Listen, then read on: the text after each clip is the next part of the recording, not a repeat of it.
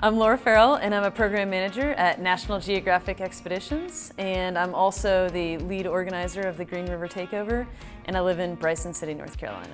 My name's Kathy Zirkle. I'm a river ranger with the National Park Service on New River National River and Gauley, and I live in Fayetteville, West Virginia. I'm Laura Bogus, and I teach biology and environmental science at Mars Hill University, and I live in Mars Hill. My name is Kim Yokel, and I'm the Vice President at Sugar Mountain Ski Resort, and I live on Sugar Mountain. My name is Dee Thomas, and I am the Director of Catalyst Sports in the Boone area, and I'm currently living in Linville, North Carolina. Hi, my name's Kathy Anderson. I am a photographer, and I live in Morganton, North Carolina. My first memory of being in the outdoors is somewhere in Alabama with my grandfather on a mountain, and I don't really have a lot of specific memories of that experience besides being intrigued and engaged by the outdoors. And my next real memory of being outside is whitewater rafting with my family up in North Carolina, which is what led me there ultimately. I think my first memory of being outdoors is skiing down a tiny little snowbank with my twin sister that my dad had built in our driveway.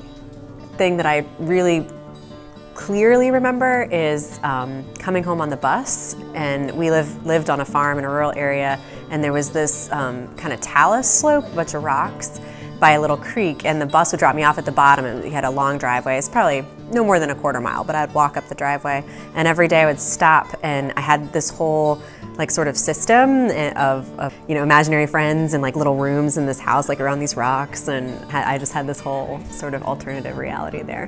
One of my first memories of being outside was on my grandmother's farm, and we would go camp on the hill above her grape arbor. I don't think any of us lasted the entire night outside in the woods, but we gave it our best shot. I think I was about 7. I grew up in suburbia Charlotte, and we had trees in our backyard, and one of my first memories was building a tree house in the backyard, which had a ladder that went up the tree, and then it had a swing that went over to a branch, and it was almost like a mini ropes course. I found myself through the outdoors because I found a very beautiful wilderness family community, adventure community, and they taught me to be myself, that I can achieve things that I didn't think I could achieve before. What I've learned is that you can never be over-prepared when you're going in the outdoors, because if it can happen, it will happen, and that you can't force it. Nature is a force to be reckoned with, and if it's not working, you gotta figure out a way to go around it or over it or under it, because you can't change it. I think that I feel closest to my center, to my really truest self when I'm outside or when I can be out a lot. Because I think it reminds us that we're connected to everything else.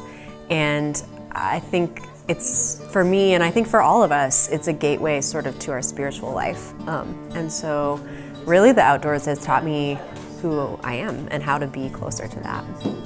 I think the outdoors has taught me to be more humble than I am, because nature is so dominant, and it can be very violent and difficult and challenging, but at the same time, when you are sort of working with nature, then you sort of become one with it. I would say the outdoors have taught me certainly confidence, but also how to disengage from the day-to-day life, from my phone, from the internet, from work, and be focused solely on one thing, which is successfully navigating the river or the mountain bike trail, and letting the rest of the world kind of fade out of view, and staying focused on that task at hand.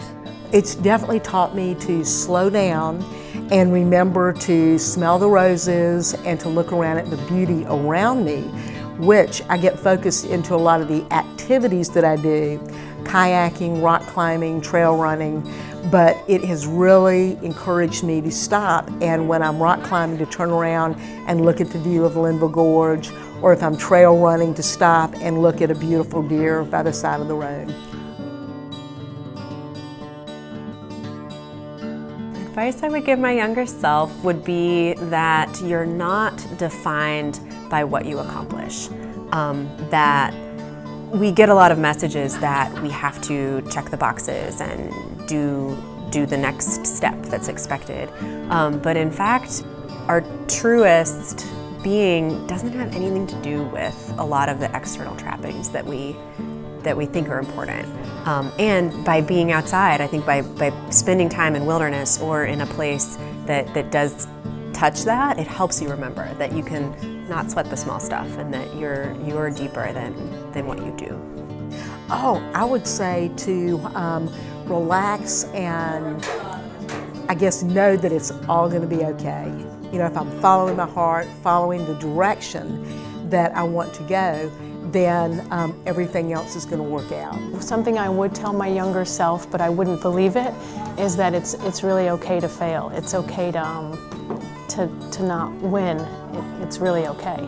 But you don't learn that until you grow up. All right, so if I had to give some advice to my younger self, I would probably tell myself that you don't have to have it figured out at the beginning, that it's okay to be 18, 19, 20, 26 years old and not be sure what you want to do with your life and where it's going to go, and that if you follow your passions and you keep working hard, it's all going to work out in the end. Don't be such a chicken.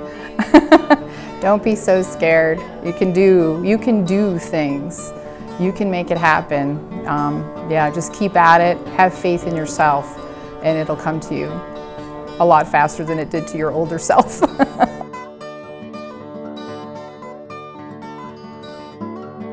So it's all about just bringing awareness to the women, giving them images that make them feel the confidence that I see in them, and to also maybe just turn the world's ideas about what women can achieve around.